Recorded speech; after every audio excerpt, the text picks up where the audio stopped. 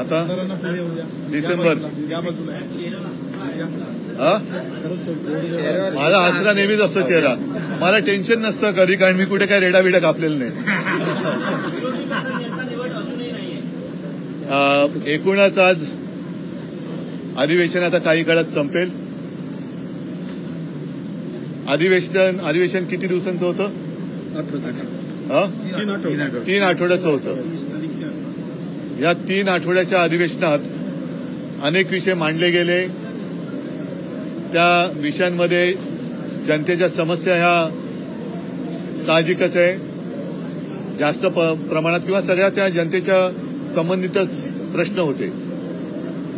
आता मुख्यमंत्र्यांचं भाषण आपण सगळ्यांनी दाखवलं असाल आणि ऐकलं असाल.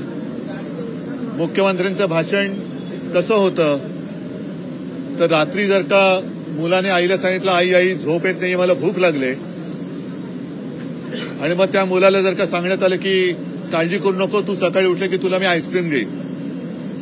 आत्ता भूक लागले त्याच्यावरती उत्तर नाहीये, पण 2030 साली हे होईल, 35 साली हे होईल, आणि केंद्र सरकारच्या आधारावरती बरंच काही होईल.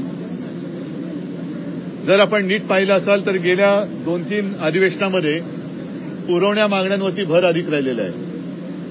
पुरवण्या मागण्या म्हणजे 1 तारखेला पगार झाल्यानंतर परत 8 तारखेला कर्ज काढण्यासारख्या या पुरवण्या मागण्या आहेत. दिवसागणिक राज्यावरती कर्जाचं ओझं हे वाढत चाललेलं आहे. नुसतं व्याजच म्हणाल तर 64,000 कोटीचं व्याज हे भरावं लागतं. व्याज आता म्हणजेच काय की महाराष्ट्राच्या प्रत्येक नागरिकाच्या डोक्यावरती कर्ज हे वाढत चाललेलं आहे. हे फेडणार कसं, त्याच्यासाठी उपाययोजना काय, कर्ज कमी कसं करणार, जाहीर केलेल्या योजना कशा राबवणार, शेतकऱ्यांना हमीभाव कधी देणार, त्यांना कर्जमुक्त कधी करणार, लाडक्या बहिणी असतील, लाडके भाऊ असतील, इतर काही गोष्टी असतील, हे सगळे विषय हे अनुत्तरित राहिलेले आहेत. दिवसागणिक महाराष्ट्रामध्ये गुन्हेगारी वाढते, महिलांवरती अत्याचार वाढत आहेत. कालच आपल्याला माहितीये, मी निघत असताना त्याच्या काही मिनिटं आधी विधान भवनाच्या परिसरातच मारामारी झाली. त्याबद्दल काल सुद्धा मी नाराजी व्यक्त केली. आज त्याच्यावरती विधानसभा अध्यक्षांनी उच्चस्तरीय समिती नेमलेली आहे.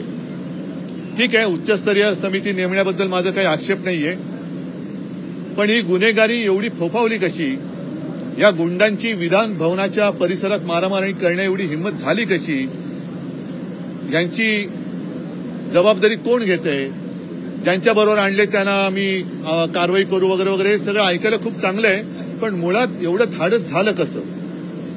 आणि मला असं वाटतं की याचं कारण एक आहे की गेल्या काही वर्षांमध्ये सत्तेच्या हव्यासापायी गुन्हेगार, गुंड प्रवृत्तीचे, मग त्याच्यामध्ये काही मोकाचे असतील, काही कुठले आरोप असतील, ज्यांच्यावरती अगदी भारतीय जनता पक्षानेच दाऊदचे साथीदार असल्याचा आरोप केला. इक्बाल मिर्ची बरोबर व्यवहार केल्याचे आरोप केले गेले. दाऊदच्या कोणत्या तरी माणसाबरोबर त्याचे धागेदोरे होते असे आरोप केले गेले. आमच्याकडे काही असणाऱ्या लोकांबरोबर सलीम कुत्त्याचा संबंध जोडला गेला. आणि त्यांच्याकडे म्हणजे ही यंत्रणा जी वापरली जाते ती एक तर तू भाजपात ये, नाही तर तुरुंगात जा. मग साहजिकच आहे, लोक भाजपात जातात आणि भाजपात गेल्यानंतर वॉशिंग पावडर लावून त्यांना धुतलं जातं, नाऊ खाऊ घातलं जातं आणि त्यांना राजाश्रय दिला जातो. त्याचा हा दुष्परिणाम आहे. आणि तो दुष्परिणाम जरी असताना सत्ता मिळालेली असली तरी आपल्या राज्याचं, महाराष्ट्राचं नाव हे संपूर्ण देशातच नव्हे तर जगामध्ये त्याला यांनी काळीमा फासलाय, केवळ आणि केवळ सत्तेच्या लालसेपायी. हिंदी सक्ती आणि आता सत्तेची लालसा त्याच्यात काही येत नाहीये. तर सत्तेची लालसा म्हणून हे गुन्हेगारांचं राजकीयकरण चाललेलं आहे. आणि याला मी राजकारण मानायला तयार नाहीये. आपल्याकडे राजकारण हा शब्द आहे, तसा एक समाजकारण हा शब्द आहे. मी याला सत्तेचं माझकारण हा शब्द वापरतो. हे माजलेले आहेत. मग ती चड्डी बनियन गँग असेल, मग ते कॅन्टीनमध्ये बॉक्सिंग करणारे असतील, यांना बॉक्सिंगच्या रिंगमध्ये उतरवा ना. मग ते माईक टायसन वगैरे नावं तुम्ही ऐकली असतील, त्यांच्यासमोर या बहादुरांना उतरवा. गळ्यात नुसते वागणं किंवा ते दात घालून फिरतात, त्यांचे दात नाही एका बुक्क्यात पाडले त्यांनी बॉक्सरनी, तर मग त्या बोलक्या दातांनी इकडून दादागिरी करून दाखवावी. ते गोरगरिबांना बॉक्सिंग करणारी लोक हे सगळे कसे मातले, कोणी वाजवले, यांना काही जाब विचारण्याची हिंमत कोणामध्ये आहे की नाही, याचं काहीच उत्तर नाहीये. शेतकरी आज एक डोळे लावून बसला होता की मला हमीभाव मिळेल.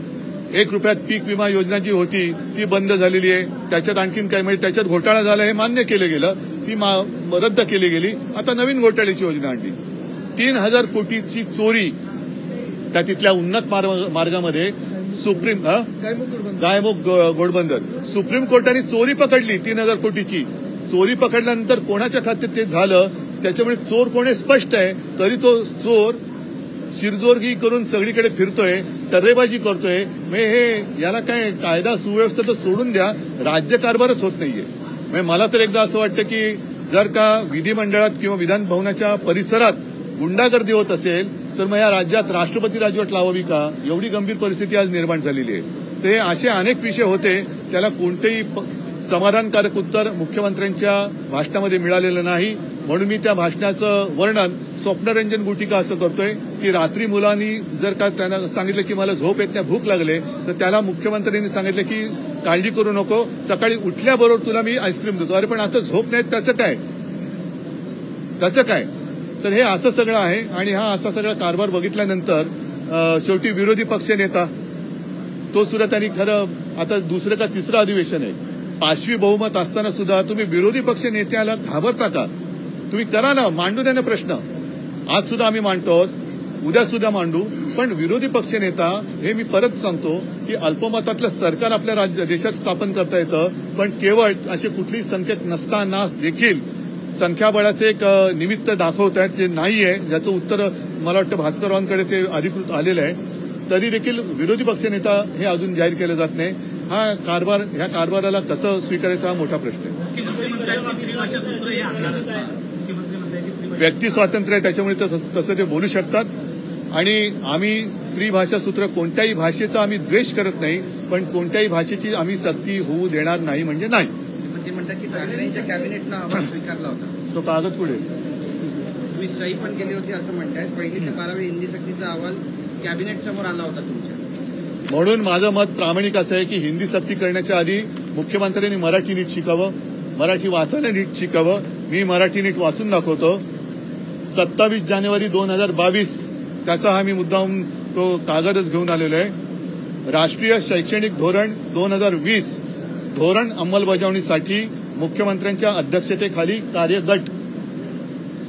राष्ट्रीय शैक्षणिक धोरण 2020 संदर्भात स्थापन केलेल्या डॉक्टर रघुनाथ माशेलकर समितीच्या कार्यगटाचा अहवाल मंत्रिमंडळ बैठकीत आज सादर करण्यात आला. म्हणजे स्वीकारण्यात नाही, सादर करण्यात आला.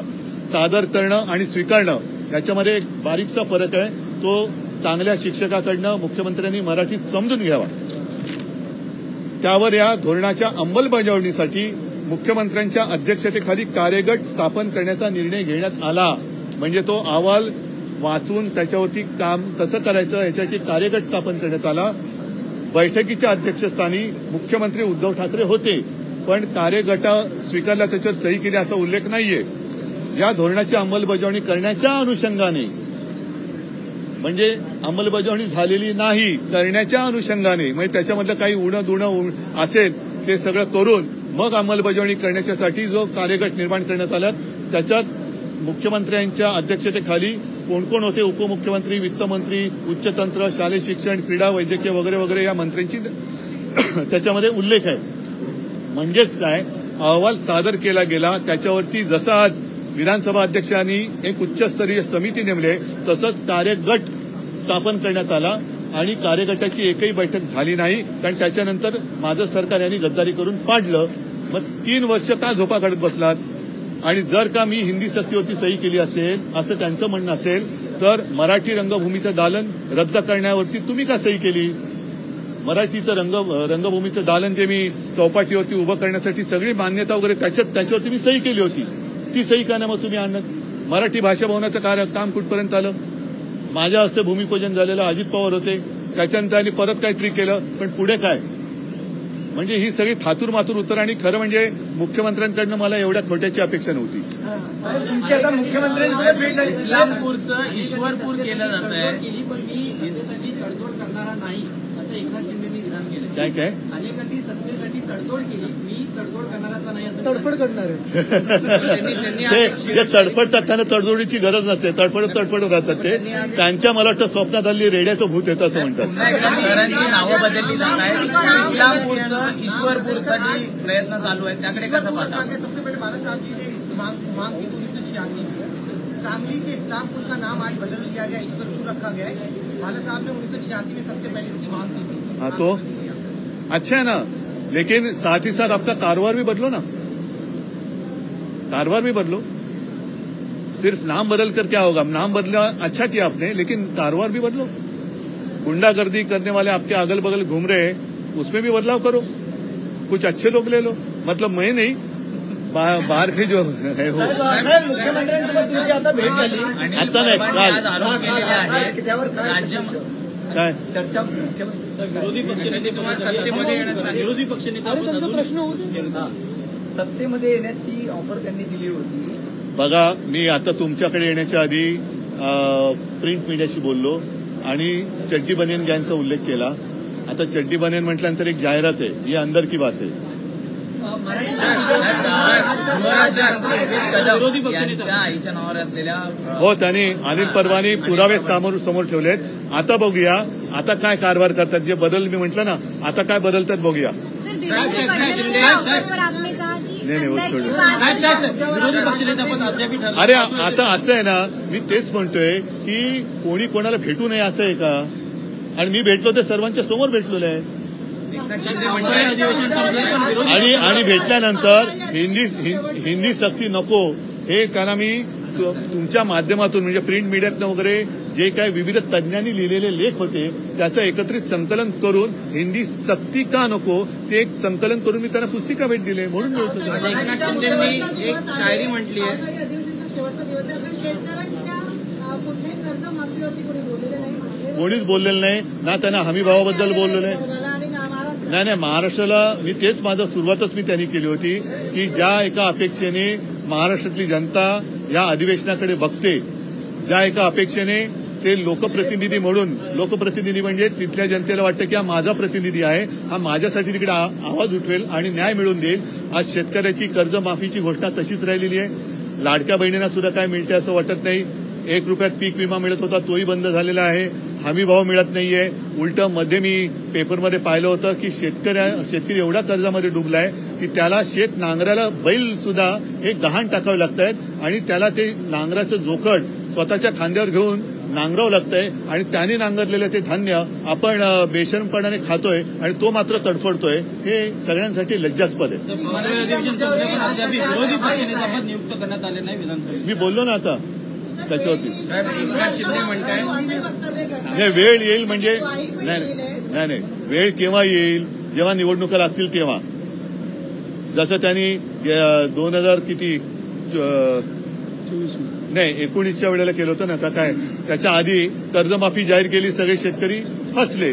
मी तसं नव्हतं केलं। मी माझ्या मुख्यमंत्री काळाच्या पहिल्या नागपूरच्या आणि माझं एकच अधिवेशन झालेलं नागपूरला मुख्यमंत्री म्हणून, त्या पहिल्या अधिवेशनात कोणीही न मागता 2 लाखापर्यंतचं पीक कर्ज हे मी स्वतःहून मुक्त केलं होतं। त्याला मी माफ म्हणत नाही, कारण माफी ही गुन्हेगाराला द्यायची असते। मुक्ती मी मुक्त करणारा एवढा कोणी मोठा नव्हतो, पण आपल्या अन्नदात्याला तर 2 लाखाच्या त्या ओझ्याखालनं मुक्त मी केलं होतं आणि तालबद्ध तो कार्यक्रम होता, त्याच्याप्रमाणे मी करून दाखवलं होतं। यांची वेळ ही निवडणुकीच्या तोंडात जसं लाडकी बहीण योजना यांनी आणली आणि नंतर बहिणींची फसवणूक झाली, तसंच हे शेतकऱ्यांची फसवणूक करणार। ठीक आहे, मला वाटतं सगळ्यांना झालं एवढं तेवढं खूप झालं। ठीक आहे, चल धन्यवाद सगळ्यांना। जय हिंद, जय महाराष्ट्र। पुन्हा भेटू नागपूरला।